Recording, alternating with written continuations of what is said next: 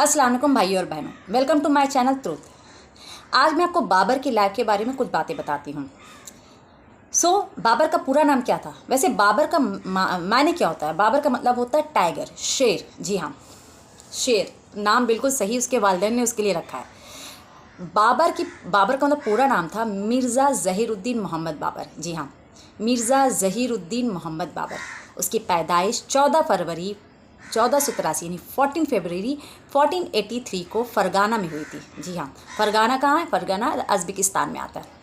उसके पापा का नाम मतलब कि बाबर के वालिद साहब का नाम उमर शेख मिर्ज़ा था और उसकी माँ का नाम कुतलुग निगार खानम था। जी हाँ, अब बाबर डिसेंडेंट है, यानी कि किन की नस्लों से आता है? बाबर एक मंगोल है। अब ये जब इंडिया में जब इसने रूल इस्टेब्लिश किया था अपनी हुकूमत, तो मुग़ल डायनेस्टी के नाम से जानी जाती है। ये एक मंगोल नस्लों से आता है, जिनको मतलब जिनको मंगोल कहा जाता था। मैं बताती कौन थे वो।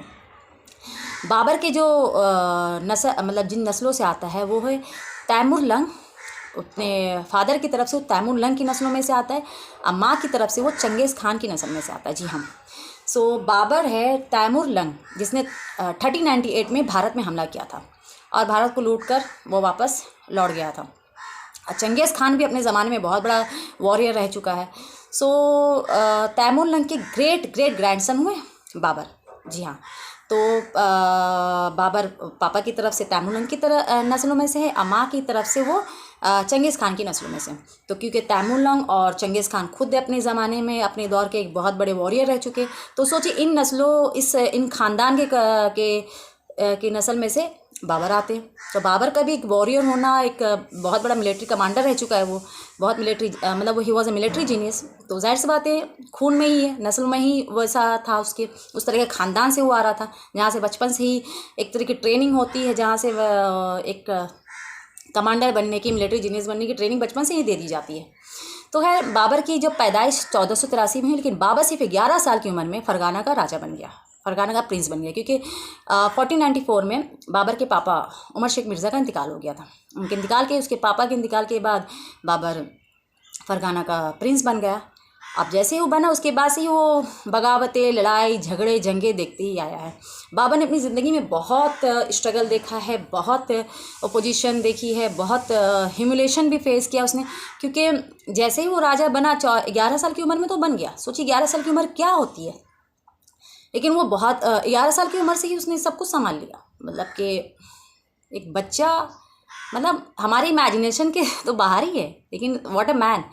उसके कुछ साल बाद ही उसकी लड़ाइयाँ जंगे शुरू हो गए। वहाँ जहाँ पर वो था, वहाँ समरकंद को बहुत बड़ा जगह माना जाता था, जिसको जीतना बहुत बड़ी बात होती। वो बार बार समरकंद को हारा, फिर जीता, हारा, फरगाना को हारा। मतलब कि बहुत सारे जंगे उसने की है, लड़ाइयाँ हुई है, अब बहुत सारे जंगों में वो हारा भी है। फाइनली 1504 में वो काबुल में उसने अपना कब्ज़ा जमा लिया, काबुल में उसने जीत हासिल कर ली। तो खैर 1504 में उसने कर लिया। उसके बाद लाइफ चल रही है, लेकिन कहते हैं ना, लाइफ में टर्निंग पॉइंट्स आते रहते। And he was very ambitious. वो बहुत बड़ा एम्बिशियस इंसान था, बहादुर था, मिलिट्री कमांडर था, मिलिट्री जीनियस था।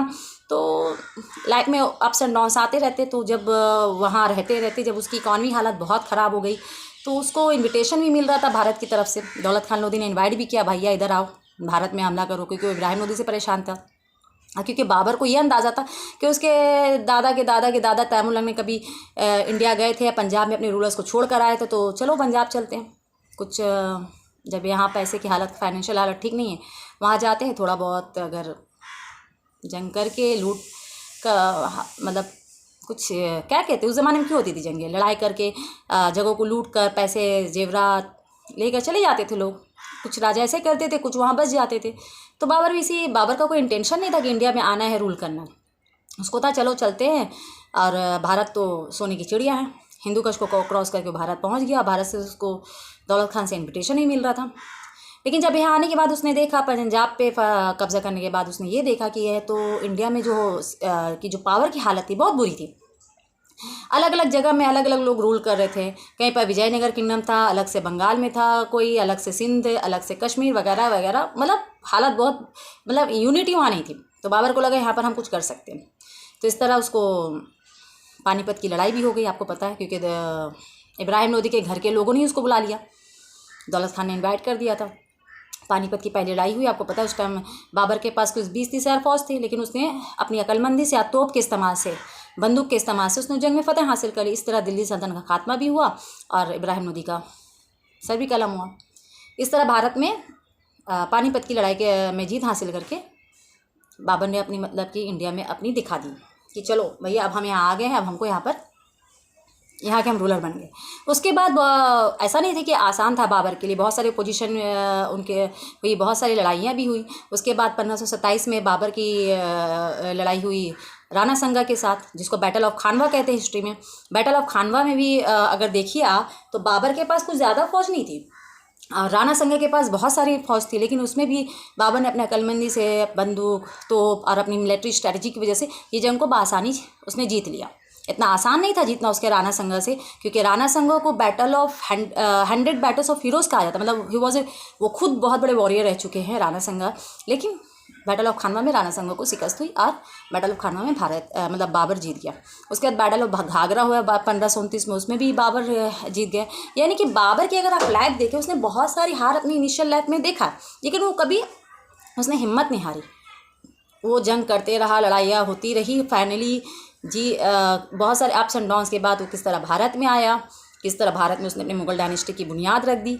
कई बैटल्स हुए, उसमें उसको जीत हासिल हुई, जिसमें पानीपत की पहली लड़ाई थी, बैटल ऑफ खानवा में उसने जीता, फिर जाके बैटल ऑफ घाघरा, फिर फाइनली लेकिन बाबर की उम्र ज़्यादा नहीं थी, बाबर ज़्यादा दिन बचा नहीं। 1530 26 दिसंबर को, मतलब 26 दिसंबर 1530 को बाबर का इंतकाल हो गया। दरअसल हुआ ये कि बाबर का जो बेटा था हुमायूं बहुत बीमार पड़ गया, बहुत बीमार, उसको बुखार आया था, बहुत बीमार था। तो बाबर अपने बड़े लड़के हुमायूं से बड़ी मोहब्बत करता था। अगर उसको कुछ भी होता तो बाबर को बर्दाश्त नहीं होता था। उसने अल्लाह से फरियाद की, दुआ की कि अल्लाह मेरे बेटे को ठीक कर दे, उसको जो बीमारी है मुझे दे दे। और सच में ऐसा हुआ, उसकी दुआ कबूल हुई। हुमायूं तो बिल्कुल ठीक होया, बाबर बीमार पड़ा और बाबर की इंतकाल हो गया, मौत हो गई। बाबर की दफनाया गया था आगरा में, लेकिन जिससे उसकी ख्वाहिश थी कि उसके काबुल में ही उसके रिमेंस को दफनाया जाए, तो बाद में काबुल में उसके रिमेंस को जाकर दफनाया गया। सो बाबर की कई लड़के थे, हुमायूं, कामरान, अश्करी, हिंदल, उसने कई शादियाँ भी की हैं और कई बच्चे हैं उसके। बाबर के मरने के बाद हुमायूं दिल्ली का राजा बना, दिल्ली का बादशाह बना। तो बाबर की लाइफ में बहुत अप्स एंड डाउन्स रहे एंड बहुत सारी उसने जंगें हारी, बहुत सारी जीती। लेकिन जैसे ही उसने इंडिया में 1526 में पानीपत की लड़ाई जो जीती, उसके बाद से उसका जीत का सिलसिला चालू हो गया था। 1526 में पानीपत में जीत हासिल करके इंडिया में मुगल हुकूमत की बुनियाद डाली।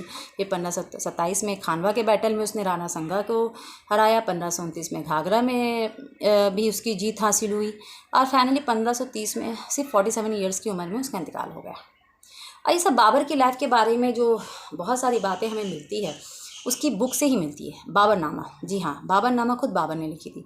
बाबर एक मिलिट्री कमांडर था, एक बहुत बड़ा स्कॉलर था, एक अच्छा डिप्लोमेट था, यानी कि बाबर एक अच्छा शायर था।